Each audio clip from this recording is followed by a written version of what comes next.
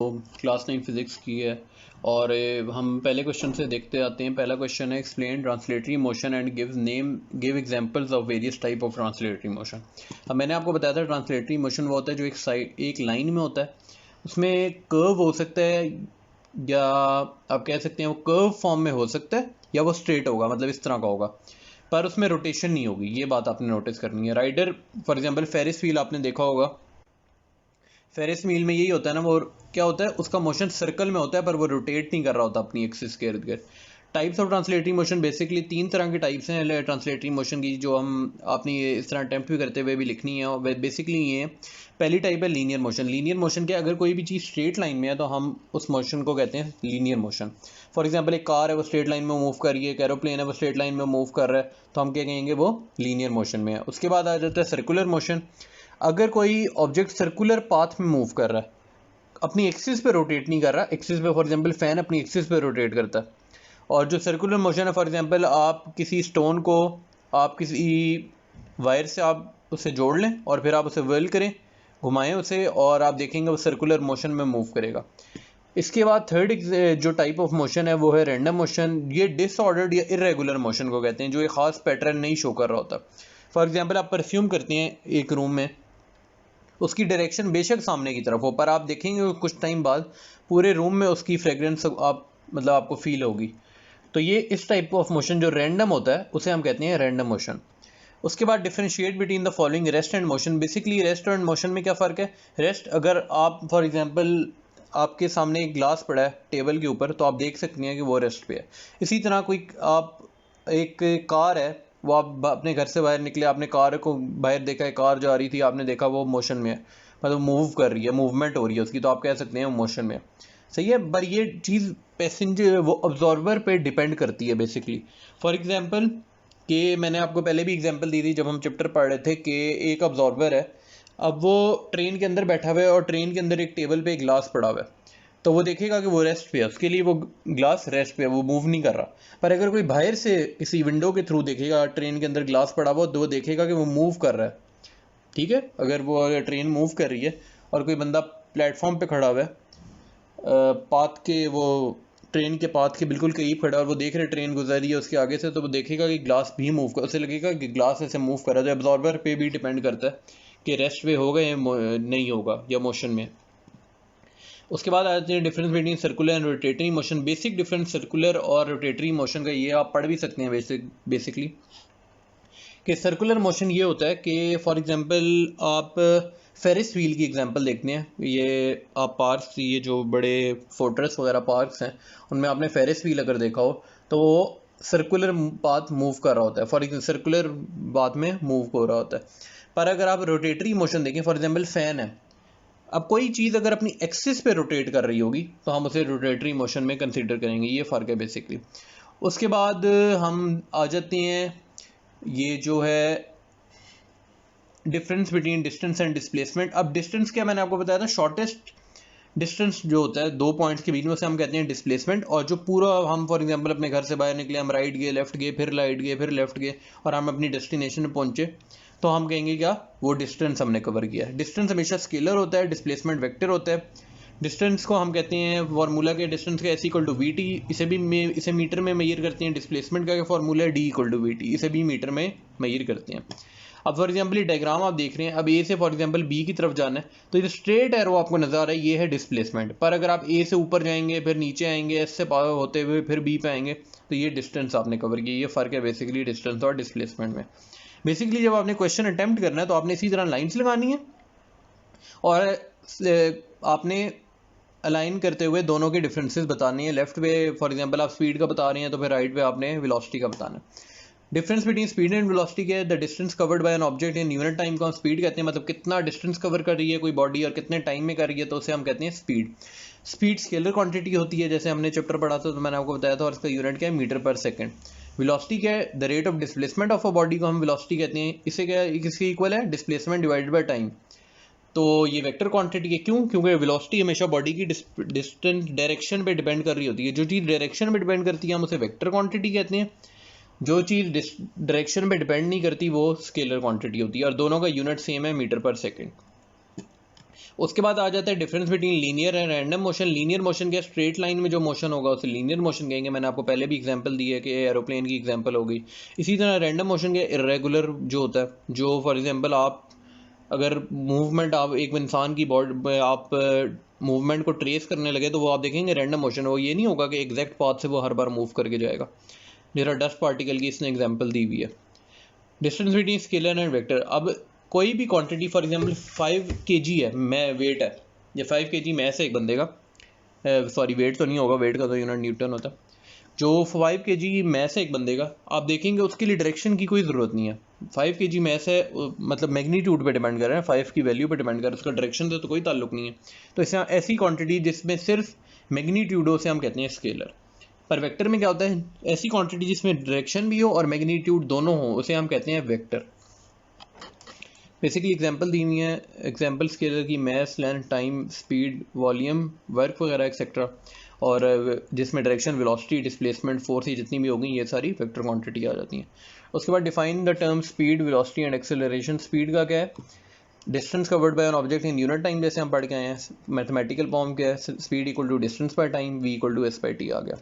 Velocity क्या है, rate of change of displacement को हम कहते हैं, या rate of displacement of body को हम कहते हैं वेलोसिटी। वेलोसिटी का क्या जनरल फार्मूला है या मैथमेटिकल फॉर्म है, v velocity equal to displacement divide by time taken, v equal to D by T. उसके बाद आ गई एक्सेलरेशन। अब एक्सेलरेशन क्या होती थी, rate of change of velocity, कितनी वेलोसिटी में चेंज आ रही है, कितने टाइम में आ रही है, इसे हम कहते हैं एक्सेलरेशन, मतलब ये चेंज इन वेलोसिटी। अब चेंज इन वेलोसिटी की जगह फाइनल वेलोसिटी और इनिशियल वेलोसिटी भी आ सकती है, मतलब शुरू में बॉडी रेस्ट पे थी या कितनी स्पीड से शुरू हुई थी, वो चीज़ें आ जाएंगी, सही है। वी फाइनल वेलोसिटी की जगह वी एफ, इनिशियल वेलोसिटी की जगह वी आई, और टाइम की जगह टी, उसी तरह। उसके बाद वेलोसिटी का हमें पता है यूनिट होता है मीटर पर सेकंड, और टाइम का क्या यूनिट होता है सेकंड, तो एक्सेलरेशन का क्या यूनिट हो जाएगा मीटर पर सेकंड स्क्वायर।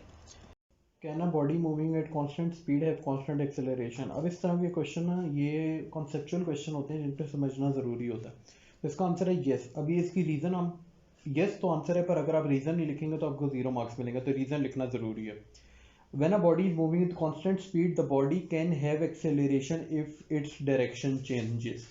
मैंने आपको बताया था कि वेलोसिटी किस पे डिपेंड करती है, वेलोसिटी वेक्टर क्वांटिटी होती है, वेक्टर क्वांटिटी में डायरेक्शन होती है, और एक्सेलरेशन का क्या फॉर्मूला है, वेलोसिटी डिवाइडेड बाय टाइम। तो अगर डायरेक्शन चेंज होगी तो एक्सेलरेशन प्रोड्यूस हो सकती है। अब इसने फॉर एग्जांपल आगे एग्जांपल लिखी है, if the body is moving along a circle with constant speed it will have acceleration due to the change of direction at each instant।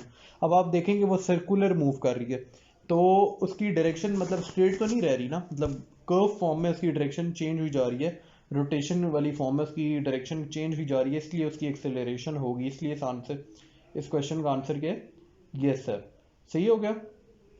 उसके बाद हम पढ़ लेते हैं कि नेक्स्ट क्वेश्चन को देखते हैं कि how do riders in a Ferris wheel possesses translatory motion but not circular.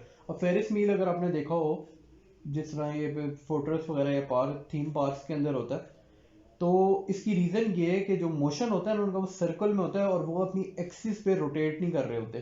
क्या, क्यों मोशन जो उनका होता है वो सर्कल में होता ज़रूर है पर वो अपनी एक्सिस पे रोटेट नहीं कर रहे होते, जिसकी वजह से वो हम कहते हैं कि वो सर्कुलर मोशन में नहीं है। ठीक हो गया, ट्रांसलेटरी मोशन में। उसके बाद sketch a distance time graph from the body starting from rest, how will you determine the speed of a body from this graph. ये क्वेश्चन 2.7 है। तो पहले हम डिस्टेंस टाइम ग्राफ, अगर वो रेस्ट से स्टार्ट हो रहा है तो हमें पता है कि when a body starting from rest, तो डिस्टेंस टाइम ग्राफ का क्या मतलब है कि वो स्ट्रेट लाइन में है, सही हो गया। तो स्लोप हमें क्या बनाते हैं, डिस्टेंस टाइम ग्राफ मतलब डिस्टेंस और टाइम जिस फॉर्मूले में आता है वो कौन सा है, स्पीड का फॉर्मूला। तो हम स्पीड ऑफ ऑब्जेक्ट कैसे निकाल सकते हैं, slope of A B equal, slope of A B की जगह हम पुट कर देते हैं distance E F divided by time. मतलब आप सब बेसिक लफ्जों में ये समझ लें, डिस्टेंस डिवाइडेड बाय टाइम। अब डिस्टेंस फॉर एग्जांपल अगर 20 है तो 20 पुट कर दें, 10 टाइम अगर 10 है तो 10 पुट कर दें, तो ये आ गया 2 मीटर पर सेकंड के आपने। अब अगर तो आप ये डायग्राम देख रहे हैं तो आप उसमें देख के बता सकते हैं कितना डिस्टेंस कवर कर रही हैं, 20 मीटर, और आप डायग्राम से देख के बता सकते हैं कि कितना टाइम में कर रही हैं, 10 सेकंड में। तो 20 डिवाइडेड बाई 10 आ गया 2 मीटर पर सेकंड। तो स्पीड कितनी होगी, 2 मीटर पर सेकंड। उसके बाद हम आ जाते हैं कि what would the shape of the speed time graph of a body moving with variable speed. मतलब क्या, shape of the speed time graph किस तरह का होगा अगर उसकी वेरिएबल स्पीड होगी, ना कांस्टेंट नहीं है, ये बात याद रखनी है। वेरिएबल का क्या मतलब है कि मतलब एक बॉडी है वो अनइक्वल डिस्टेंस कवर कर रही है एक अनइक्वल अमाउंट ऑफ टाइम में, या फिर हो सकता है इक्वल अमाउंट ऑफ टाइम है भी, तो भी क्या उसका जो डिस्टेंस है वो क्या डिफरेंट है, मतलब वेरिएबल हुई जा रहा है, चेंज हुई जा रहा है हर कुछ टाइम बाद। मतलब पहले अगर फॉर एग्जांपल 5 मीटर अगर उसने कवर किया, हो सकता है फिर 6 कर रही है उतने ही टाइम में, फिर हो सकता है उतने ही टाइम में उसने 10 किया हो, तो ये वेरिएबल होता है। तो हम इस ग्राफ को देख के बता सकते हैं slope of the tangent at, tangent क्या होता है जो किसी भी अभी देख रहे हैं सिर्फ एक पॉइंट पे टच कर रहा है, इसे हम कहते हैं टेंजेंट। सही हो गया? तो आप इसका फॉर्मूला कैसे यूज करेंगे, R S divided by Q S. अब आप ग्राफ को अगर देख रहे हैं तो आप ग्राफ से देख के बता सकते हैं कि जो स्पीड की क्या वैल्यू आ रही है, सॉरी डिस्टेंस की क्या वैल्यू आ रही है 30 मीटर, और कितने टाइम में कर रहा है 10 सेकेंड में कर रहा है। ठीक हो गया? तो 30 डिवाइड बाई 10 क्या आ गया, 3 मीटर पर सेकेंड स्पीड आ गई इस ऑब्जेक्ट की। The speed is higher at instant where the slope is greater, और स्पीड जीरो के at the instant where the slope is horizontal. मतलब क्या, अगर फॉर एग्जांपल हॉरिजॉन्टल लाइन है, हॉरिजॉन्टल लाइन होगी तो फिर स्पीड क्या होगी, जीरो होगी। सही हो गया? और अगर इसी तरह अगर स्लोप बढ़ती जा रही है, मतलब इंक्लाइन ज़्यादा है कोई भी चीज़, ये जो स्लोप है ये इंक्लिनेशन इसकी ज़्यादा है, तो फिर हम क्या कहेंगे, स्लोप बढ़ रही है, हायर हो रही है, ग्रेटर हो रही है। उसके बाद which of the following can be obtain from speed time graph of a body, initial speed, अच्छा final speed, distance covered in time T, acceleration of a body. अब हम क्या पढ़ रहे हैं, स्पीड टाइम ग्राफ से हमें क्या मिलेगा। तो इस चीज़ से आप देखें हमें इनिशियल स्पीड भी मिल सकती है, हमें फाइनल स्पीड भी मिल सकती है, हमें डिस्टेंस कवर्ड भी मिल सकता है। कैसे डिस्टेंस कवर्ड कैसे मिलेगा, speed equal to distance divided by time होता है ना, तो हम स्पीड भी बताओ टाइम भी बताओ तो डिस्टेंस तो निकाल सकते हैं, तो ये थर्ड कंडीशन भी ट्रू होती है। और अगर हमें स्पीड और टाइम पता है, मतलब क्या, एक्सेलरेशन का फॉर्मूला होता है A equal to V by T, जिसमें स्पीड भी आ रही है और डिवाइडेड बाई टाइम भी आ रहा है, तो हम इसे चारों चीज़ें निकाल सकते हैं, इनिशियल स्पीड भी, फाइनल स्पीड भी, डिस्टेंस भी और एक्सेलरेशन भी, ये चारों चीज़ें हम निकाल सकते हैं अगर हम स्पीड टाइम ग्राफ हो हमारे पास। उसके बाद how can vectors quantities can be represented graphically. अब दो तरीके हैं, या तो सिंबॉलिक रिप्रेजेंटेशन होगी या ग्राफिकल। अब सिंबॉलिक आप देख रहे हैं ये एफ ए डी, फोर्स हमें पता है ना वेक्टर होती है, एक्सेलरेशन, डिस्टेंस, ये सारे डिस्प्लेसमेंट, ये तीनों वेक्टर हैं, डिस्टेंस स्केलर होता है। अब ये तीनों इनके ऊपर एरो हेड अगर हम डाल देंगे ना, ये इसकी नोटेशन है किस तरह हम रिप्रेजेंट करते हैं इसके। ग्राफिकल रिप्रेजेंटेशन के आप देख रहे हैं ये जो ग्राफ की फॉर्म में बनाया हुआ है, एक एरो हेड की, मतलब ए और बी, अगर फॉर एग्जांपल ए से बी की बीच में वेलोसिटी है तो हम इसे इस एरो की तरह फॉर्म करेंगे, तो ये ग्राफिकल रिप्रेजेंटेशन है वेक्टर की। उसके बाद why vector quantities can not be added और subtracted like scalar quantities.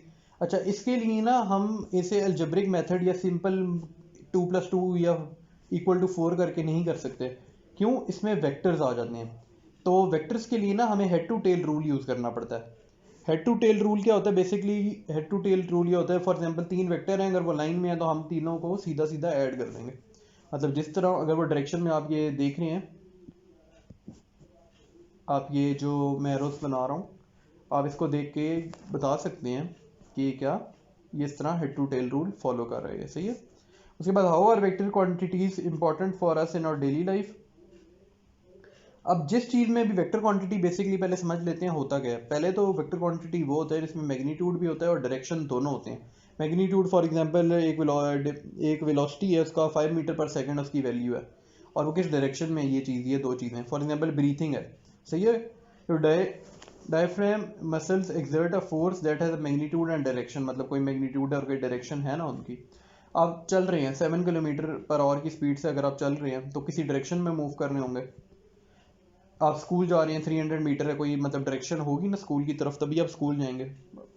Lunch और क्या मतलब है, for example the displacement for classroom to canteen is about 50 metre, तो आप क्या, फॉर एग्जांपल अगर नॉर्थ की साइड पे है तो नॉर्थ डायरेक्शन में जाएंगे, मतलब डायरेक्शन और स्पीड जितना डिस्टेंस कवर कर रहे हैं।